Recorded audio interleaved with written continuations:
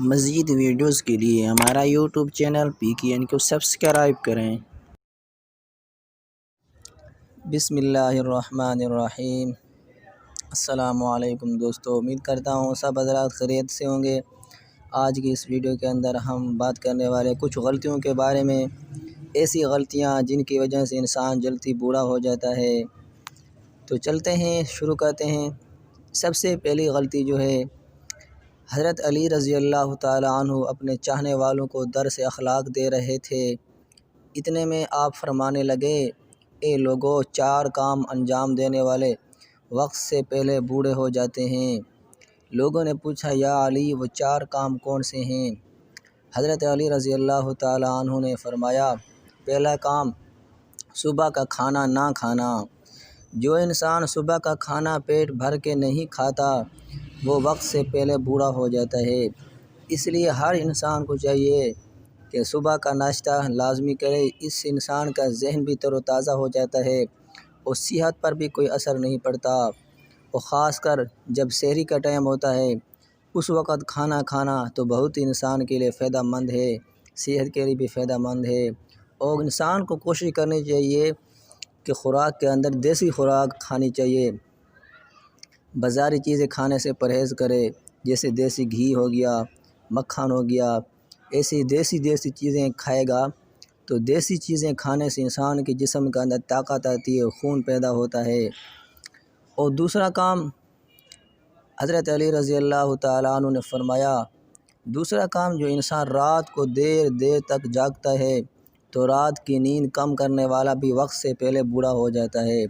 آج کل تو سوشل میڈیا کا دور ہے، ہر بندہ موبائل پر لگا ہوتا ہے، آدھی رات تک، رات کے 12 بج جاتے ہیں، 1 بج جاتا ہے، 2 بج جاتا ہے، موبائل پر لگا ہوا ہے، جس کی وجہ سے انسان کی نیند پوری نہیں ہوتی، نیند تھوڑی ہوتی ہے۔ صبح اٹھتے ہی جب اٹھتا ہے تو پہلی بات تو یہ کہ اکثر لوگ نماز نہیں پڑھتے، چھوڑ دیتے ہیں۔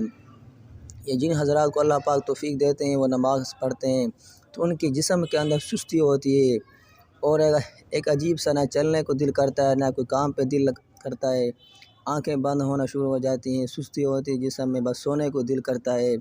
اس کی وجہ یہ ہوتی ہے کہ رات کو دیر تک جاگنا، جس کی وجہ سے نیند پوری نہیں ہوتی اور سارے جسم میں تھکاوٹ آ جاتی ہے۔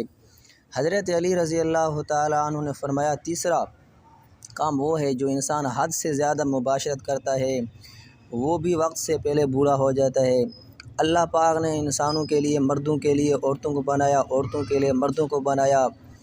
تو جو حضرات شادی شدہ ہیں ان کو چاہیے کہ مباشرت اتنی زیادہ نہ کریں، کیونکہ مباشرت کرنے سے انسان کے جسم کے اندر جتنی بھی طاقت ہوتی ہے وہ اس طرح سے ختم ہو جاتی ہے۔ جب طاقت ختم ہو جاتی ہے تو ظاہر بات انسان بوڑھا ہونا شروع ہو جاتا ہے۔ تو ہفتے میں 1 بار کرنا چاہیے، مباشرت کرنی چاہیے اپنی بیوی کے ساتھ، ہفتے میں 1 بار، اس سے صحت بھی اچھی رہتی ہے۔ بلکہ اشرف علی تھانوی رحمہ اللہ نے لکھا ہے کہ اگر انسان اپنی صحت کو صحیح رکھنا چاہے، تندرست رکھنا چاہے، تو اس کو چاہیے کہ وہ 15 دن کے بعد ہی اپنی بیوی سے ہم بستری کرے۔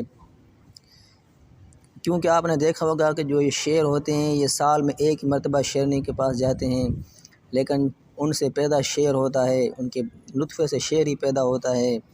تو اگر آپ کیا مباشرت تھوڑی دیر سے کریں گے، ہفتے بعد یا 15 دنوں بعد، تو اس سے بچہ بھی اچھا پیدا ہوگا، طاقتور پیدا ہوگا۔